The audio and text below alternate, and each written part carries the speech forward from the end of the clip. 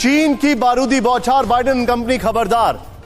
ध्यान से देखिए आप, अमेरिका के सहयोगी देश ताइवान, जापान, साउथ कोरिया के पास चीन की वॉर ड्रिल। नंबर 1, चीन ने जापान को कहा ऐतिहासिक गलतियां ना दोहराएं। दक्षिण कोरिया के पास येलो सी, बोहाई सागर पर चीन की लाइव फायर ड्रिल। चीन ने ताइवान के पास 66 फाइटर जेट और 14 वॉरशिप तैनात किए।